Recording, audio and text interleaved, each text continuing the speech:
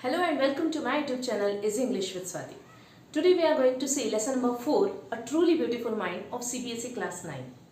ये लेसन है great scientist Einstein के बारे में। ओके, अब उनको जीनियस कहा गया है, ट्रूली ब्यूटीफुल माइंड बोला गया है। रीज़न, जीनियस हम ऐसे पर्सन को बोलते हैं who is having exceptional qualities in understanding particular subject. Extra ordinary है, बहुत ज़्यादा आउटस्टैंडिंग उसकी क्वालिटीज़ है ये कोई भी पर्टिकुलर सब्जेक्ट को जानने में, तो उसको बोला जाता है जीनियस। लेकिन यहाँ पे अल्बर्ट आइंस्टाइन जो है ना, वो जीनियस भी है और वो वाइज भी है। Children, now see, knowledge is different thing. If you are very intelligent but if you are not wise, है ना, अगर आप रूड हो लेकिन बहुत ज़्यादा हाईली इंटेलेक्चुअल हो तो आपको गुड ह्यूमन बीइंग लोग नहीं बोलेंगे, करेक्ट। और अगर आप बहुत ज़्यादा काइंड हो टुवर्ड्स पीपल लेकिन आप ऑर्डिनरी हो, you are not that highly intellectual, तो भी आपको लोग जीनियस नहीं बोलेंगे। लेकिन यहाँ पे this person is having these two great qualities. He is a good human being also and he is highly intellectual as well, इसलिए हम उनको बोलते हैं जीनियस। अब यहाँ पे ये लेसन में उनके लाइफ के बारे में बताया गया है। Let us see point wise. Born on 14th March 1879 in German city Ulm, German city है उल्म नाम की, वहाँ पे इनका जन्म हुआ है 14 मार्च को 1879 के ईयर में। अब जन्म होने के बाद ना देखो, एक साइंटिस्ट का जन्म हुआ है, तब तो वो साइंटिस्ट नहीं थे, लेकिन उनके जो सिम्टम्स हैं बचपन के वो भी ऐसे कुछ खास एक्स्ट्रा ऑर्डिनरी नहीं थे। ऐसा कुछ दिख नहीं रहा था उनके पेरेंट्स को कि भाई ये बच्चा आगे चल के बहुत कुछ तो भी बनेगा। उल्टा उनकी मम्मी तो उनको फ्रीक बोलती थी। फ्रीक मीन्स समथिंग अनयूजुअल, क्योंकि उसको लगता था कि इनका जो सिर है ना वो कुछ ज़रूरत से ज़्यादा ही बड़ा है रिलेटेड टू द बॉडी।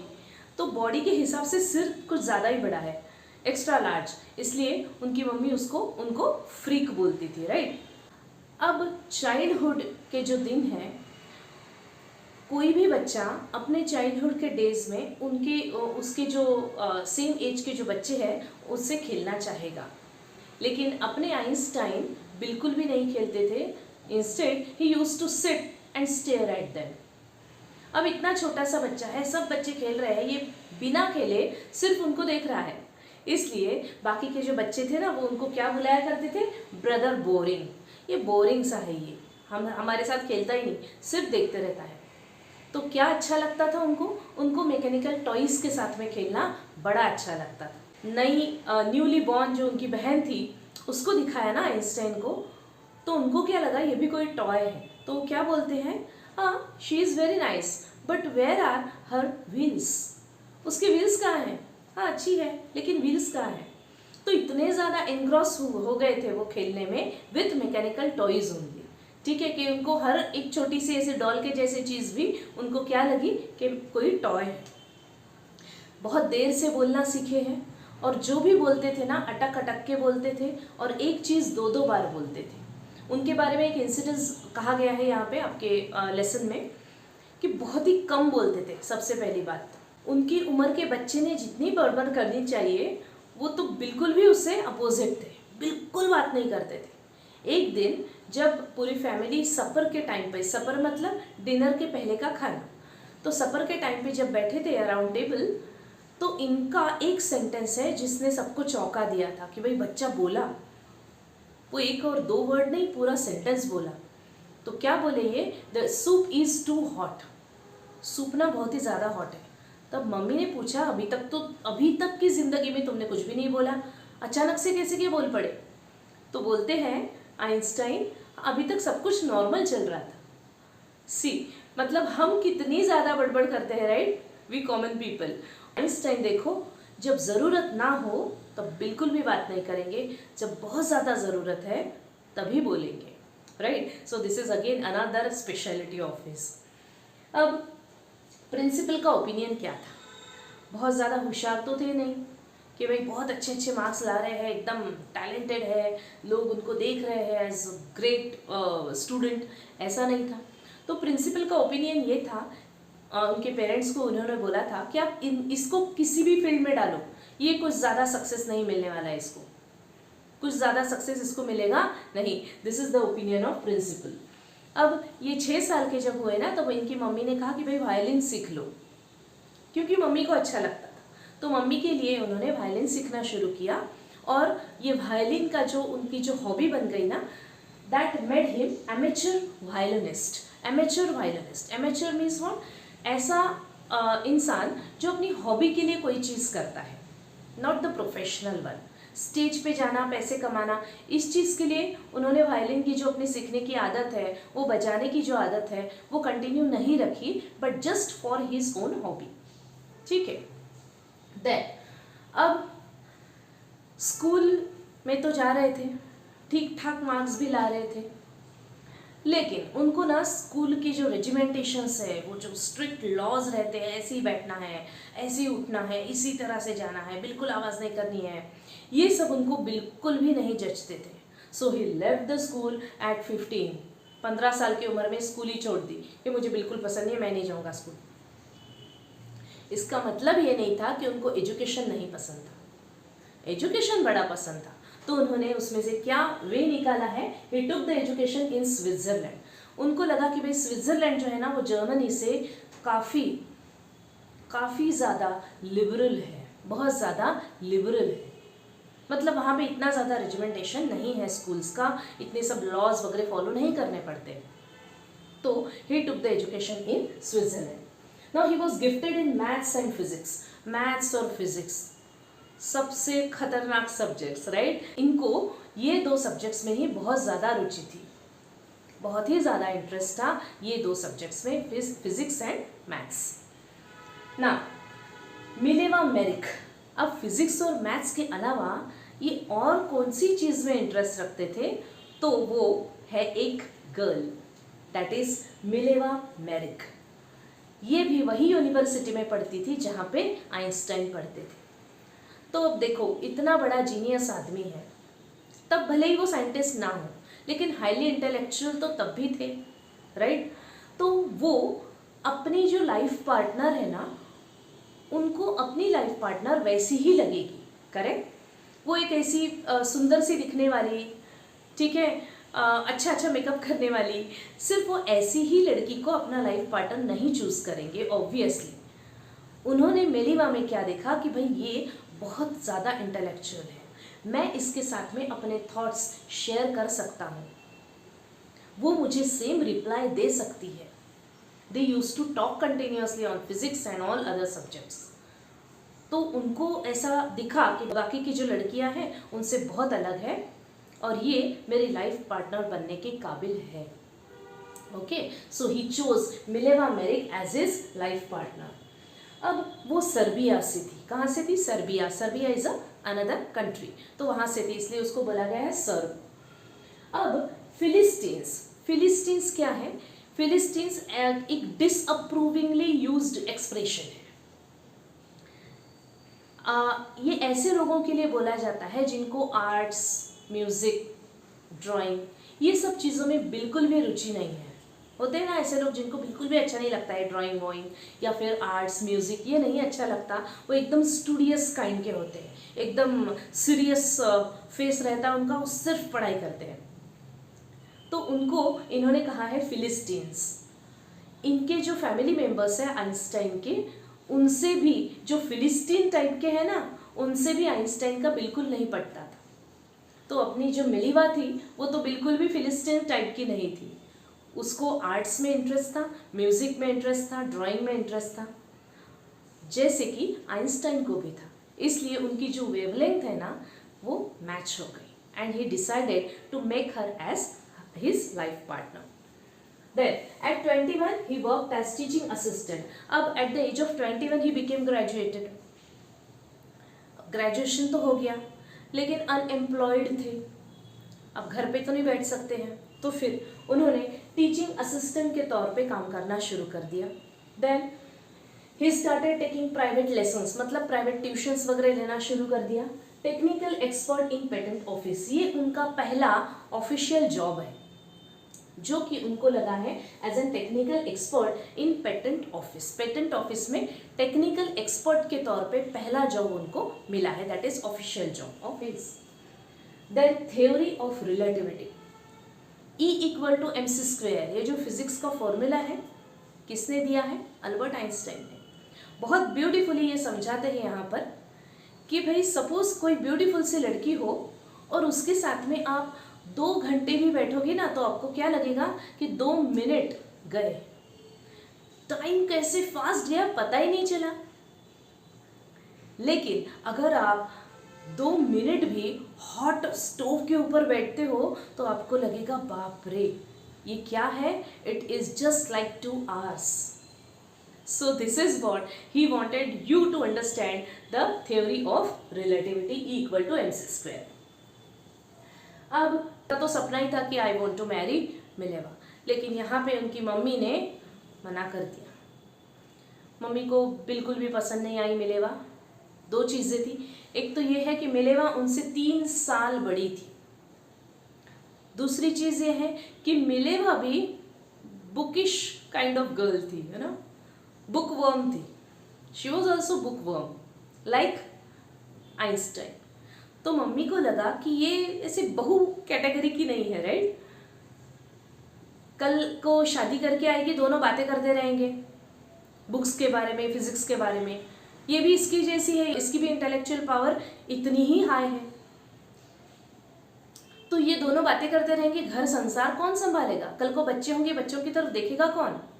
जो 2 चीज़ें थी इसकी वजह से मम्मी ने मना कर दिया। तो तब तक के लिए उन्होंने अपना जो मैरिज है वो कैंसिल कर दिया, लेकिन बाद में उन्होंने उसी के साथ में शादी की, मिलेवा के साथ। लेकिन ज़्यादा शादी जो है उनकी ज़्यादा चली नहीं। कुछ सालों के बाद में, मतलब उनको 2 बेटे भी हो गए, लेकिन कुछ सालों के बाद में उनका डिवोर्स हो गया। रीज़न, मिलेवा जो है तब तो हाईली इंटेलेक्चुअल स्टूडेंट थी, तब वो गर्ल थी, ठीक है। लेकिन जैसे ही उसका मैरिज हो गया ना, ऑब्वियसली उसके ऊपर बहुत ज़्यादा रिस्पॉन्सिबिलिटीज़ होंगी, करेक्ट। घर को संभालना है, फिर बच्चे हुए तो बच्चों की देखभाल करनी है। तो एक फ्रस्ट्रेटेड हाउसवाइफ बन के रह गई, इरिटेटिंग सी पर्सनैलिटी बन के रह गई। जो आइंस्टाइन ने उसमें देखा था कि भाई मेरे साथ में बातचीत कर पाए, मेरे थॉट्स शेयर कर पाऊँ मैं, ऐसा ये इंसान है। अब मिलेवा वैसी नहीं रही, वो बहुत ज़्यादा फ्रस्ट्रेटेड रहने लग गई, अनहैप्पी सी हाउसवाइफ हो गई। इसलिए बहुत ज़्यादा क्लैशेस होने लगे ये दोनों में, और आखिर में क्या हुआ? Divorce. He remarried with Elsa in the same year. जिस साल उनका डिवोर्स हुआ उसी साल उन्होंने एल्सा, उनकी जो कजिन है, उसके साथ में मैरिज कर लिया। देन साइंटिफिक रिवॉल्यूशन, अब ये दूसरा मैरिज उनका सक्सेसफुल रहा है। अब उन्होंने ऐसा क्या किया था जिसकी वजह से जो उनका इन्वेंशन है, जिसको साइंटिफिक रिवॉल्यूशन बोला गया, उन्होंने बहुत ब्यूटीफुली दुनिया को दिखा दिया है कि फिक्स्ड स्टार्स जो होते हैं, जो स्टार्स है जो फिक्स्ड है, वहाँ से निकलने वाला जो लाइट है ना, वो लाइट डिफ्लेक्ट होता है when it comes under the sun's gravitational force. Deflect होता है मतलब चेंज होता है। तो फिक्स स्टार से निकलने वाला लाइट चेंज कर देता है अपने डायरेक्शन, कब? जब वो सन के ग्रेविटेशनल फोर्स में आता है। तो ये उनकी जो थ्योरी थी, इसको बोला गया है साइंटिफिक रिवॉल्यूशन, ठीक है। बाद में उनको बहुत ज़्यादा प्राइजेस मिले हैं, बहुत जगह से उनको इन्विटेशंस आते थे लेक्चर्स वगैरह देने के लिए, और उनको नोबेल प्राइज़ भी मिला है। अब नोबेल प्राइज़ क्या है? अल्फ्रेड नोबेल जो है वो स्वीडिश इंजीनियर थे, और उन्होंने डायनामाइट का इन्वेंशन किया है। उनके नाम से नोबेल प्राइज़ दिया जाता है। तो नोबेल प्राइज़ मिलता है केमिस्ट्री, फिजिक्स, मेडिसिन, लिटरेचर और पीस, ये फील्ड्स में। तो इनको भी नोबेल प्राइज़ मिला है, अपने अल्बर्ट आइंस्टाइन को। Then fear of atomic bomb, अब ही बिकेम रिनाउंड साइंटिस्ट, पूरी दुनिया उनको जानने लग गई है। तब ईयर था 1933, हिटलर की दहशत थी, तो बहुत सारे जर्मन्स चले जाने लगे यूएस की तरफ। अपने अल्बर्ट आइंस्टाइन भी गए यूएस में, जाके सेटल हो गए। लेकिन उनके मन में एक फियर था एटॉमिक बॉम्ब को लेकर, क्योंकि तब न्यूक्लियर फिजन की जो थ्योरी थी ना, वो उसका इन्वेंशन हो गया था। तो न्यूक्लियर फिजन अगर लोगों को पता चलता है तो obviously they will start making atomic bomb, that was the fear. ठीक है, तो उन्होंने क्या किया, he had written a letter to American president Roosevelt, the then American president Theodore Roosevelt. उनको उन्होंने लेटर लिखा कि देखो, it was a warning letter कि देखो एटॉमिक बॉम्ब कोई मजाक नहीं है, अगर ये कहीं भी किसी ने भी ड्रॉप कर दिया ना तो उसके बहुत ज़्यादा डिवेस्टेशन होता है, उससे बहुत ज़्यादा रिप्रिकेशंस हमें फेस करने पड़ेंगे। अगर आप किसी पोर्ट पे उसको डालते हो तो पोर्ट तो डिस्ट्रॉय होगा ही, लेकिन उसके अराउंड जितनी भी एरिया है वो पूरी डिवेस्टेड हो जाएगी। The letter was about this.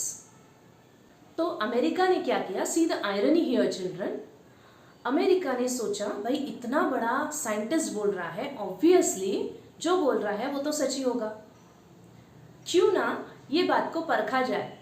तो अमेरिका ने जापान के हिरोशिमा एंड नागासाकी पे ही ड्रॉप कर दिया एटॉमिक बॉम्ब। परखना भी हो गया और उनको पता भी चल गया that what is Einstein was saying it's true.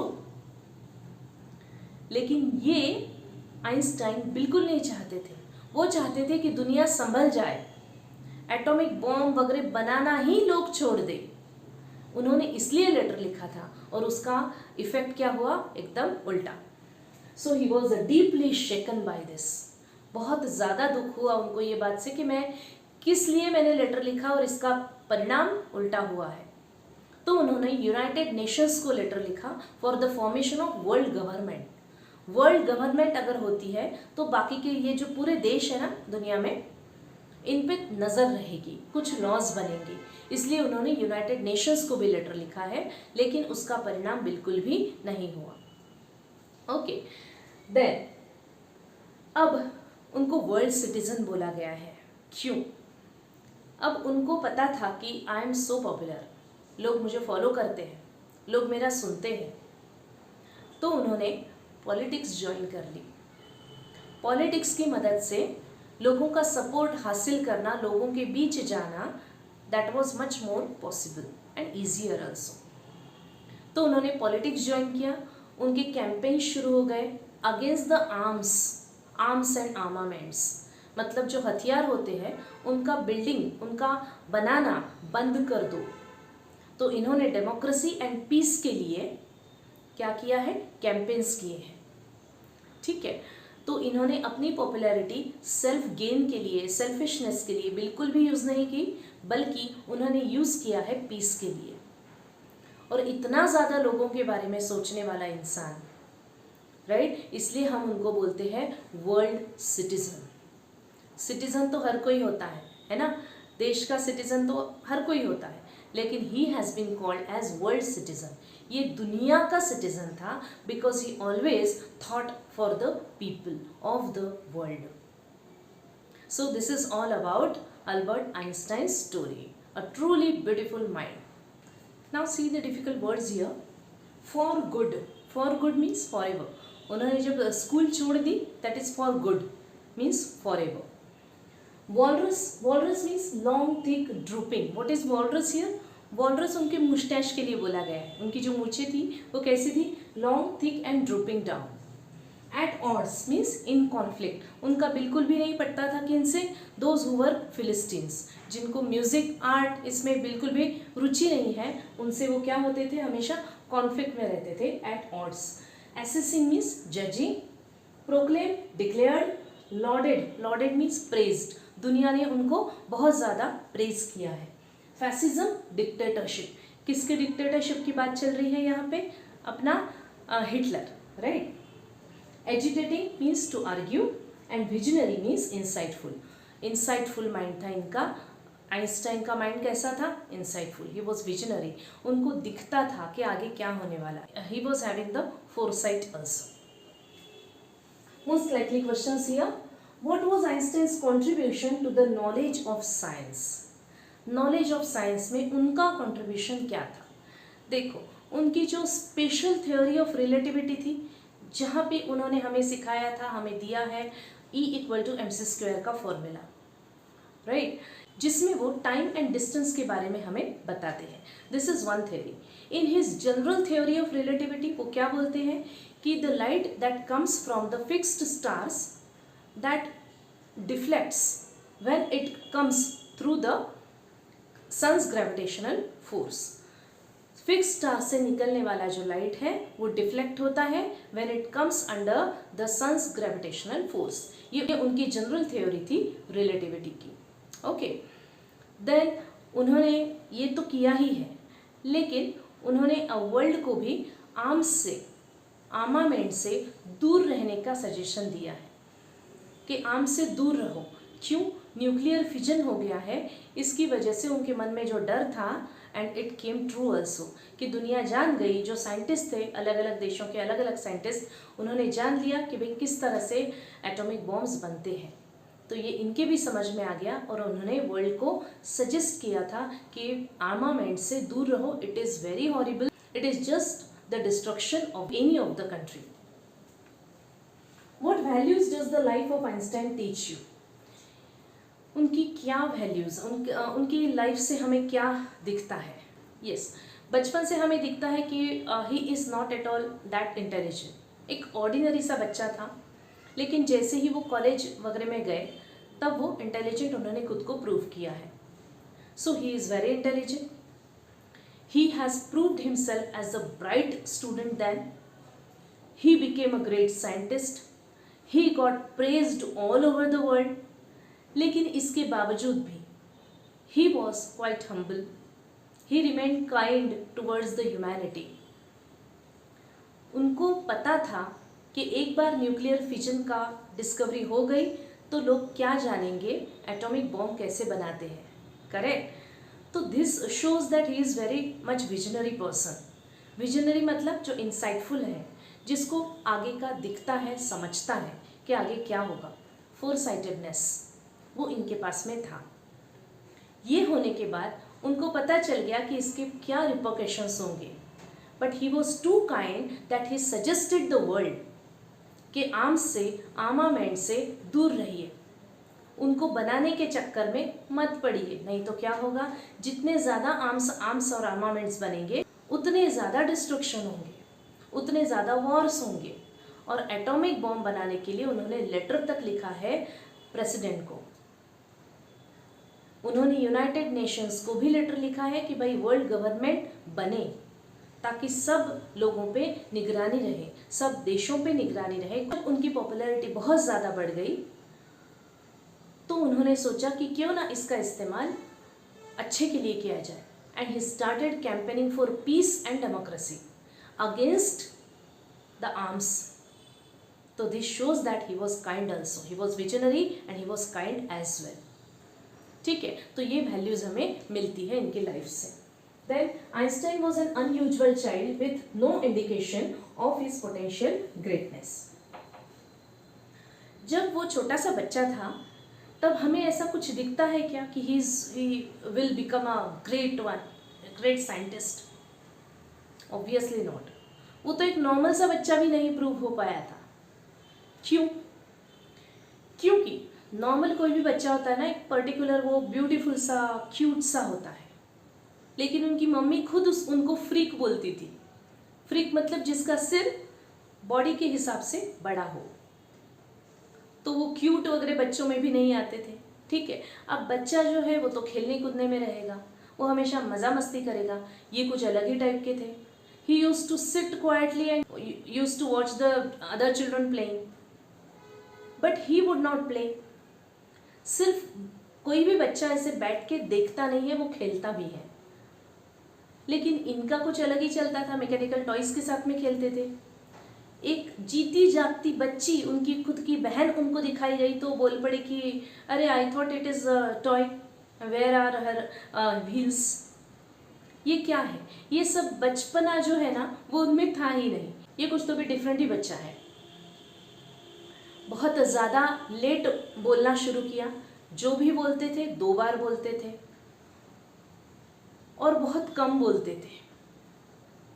ठीक है, एक ही जो सेंटेंस है यहाँ पे मज़ेदार किस्सा दिया है इनका कि भाई the soup is too hot, तो सब लोग चौंक गए हैं कि इतना बड़ा सेंटेंस इसने बोला कैसे।